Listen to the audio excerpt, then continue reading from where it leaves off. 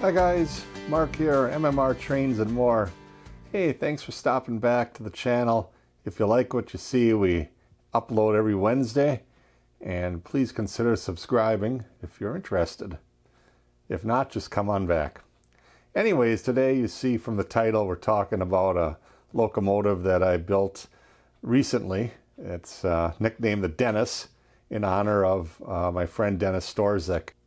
Dennis was a big player in the Soo Line Historical and Technical Society and became a friend of mine through that, as well as an early advocate of putting information on the internet back in the late 90s, early 2000s. He was the leader of a group called Soo Line History in the old Yahoo group format.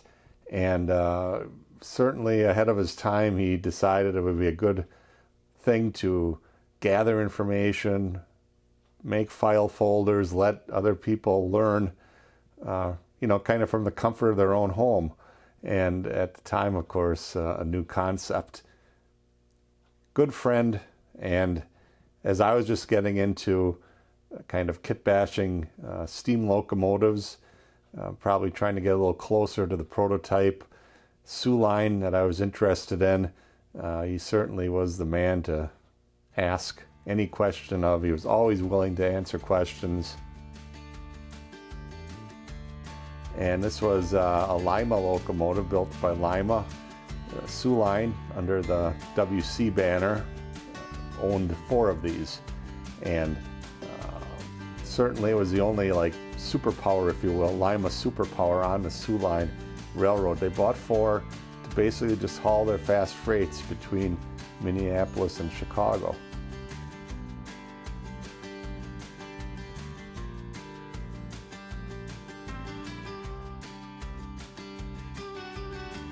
Anyways, this locomotive has had some modifications done to it. A few viewers requested if I could just go into a little more detail about how I turned it into a Soo Line locomotive.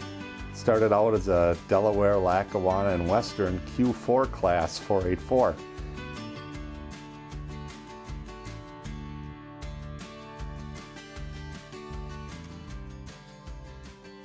The first part of any project is to make sure the locomotive is running good and that the drivers are in quarter. In this case, it was very smooth. I don't think the previous owner ever ran it, but the motor needed upgrading. And in this case, it was decided that the best course would be to use a Sagami flat-sided motor, a double-shafted motor. There was no backhead on the locomotive, so I used a flywheel. Really provides a smooth running characteristic to the locomotive. The first thing, looking at the locomotive, the wheel sets, the lead truck, the diameter was wrong on the model for Soo Line. So the larger diameter wheels, we got very close. I like using, believe it or not, in this case, I used an Athearn passenger car wheel set, the 36-inch wheel, and they fit nicely, and away we went. Now this benefits in a couple of ways. First of all, you don't have any conductivity with the rail, so a lot of times we'll have layouts with a little bit tighter radius or maybe a little uneven track work.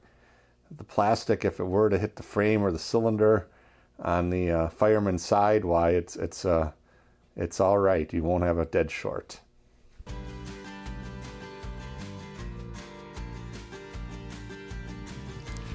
As far as the front of the Smokebox, a lot of changes on that, but pretty simple.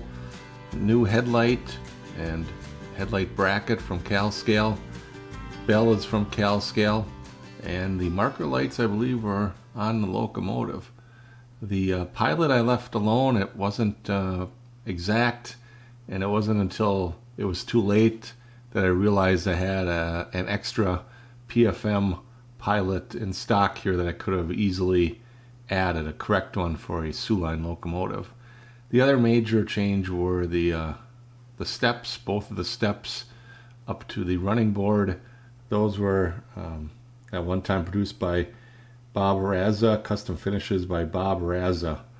So I hate to make suggestions for parts because so much of this was in my inventory for years. As the years go by on YouTube, well, who knows what will not be available.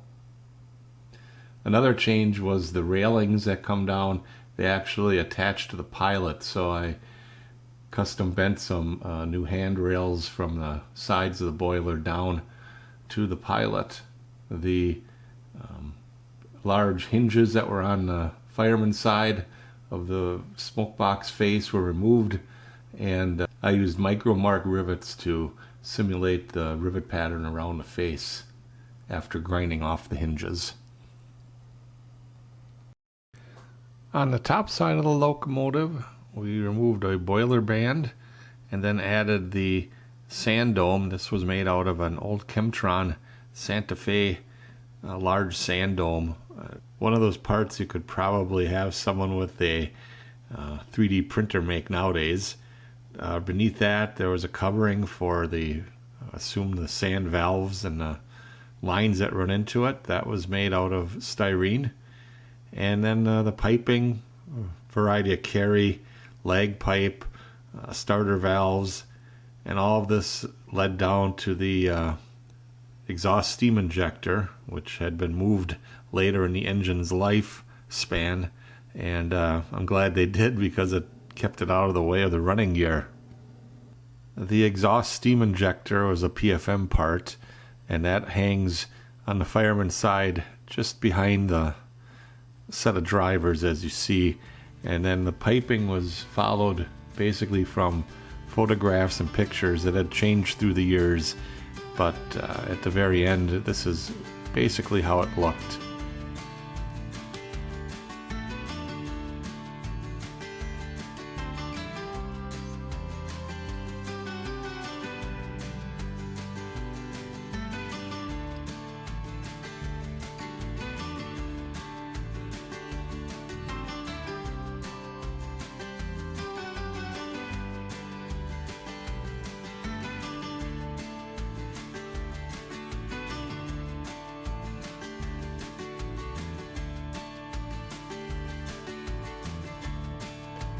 After everything was put together on the locomotive, it's always good to give it a test run before you even think about painting it. And one of the things we found out, the frame actually was interfering with the wheel swing of the trailing truck.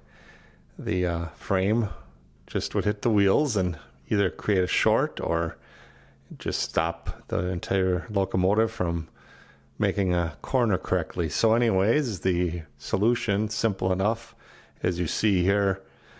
Cut away a bit on the frame around each wheel area. It's kind of a half moon pattern, as you see.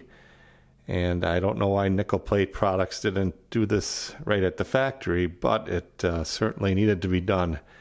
And this was for about a 26-inch radius curve, probably about as tight as you want to go with a locomotive like this. So this was an important step that you'll probably want to investigate this before you put her in paint.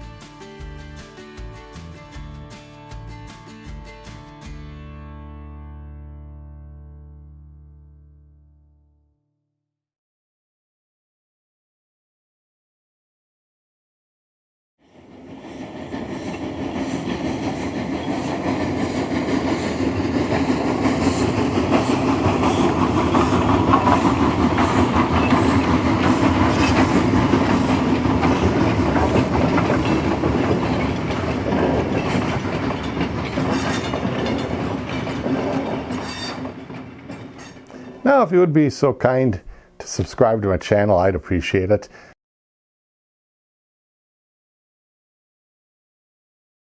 Thank you for tuning in today, and we'll see you down the rails.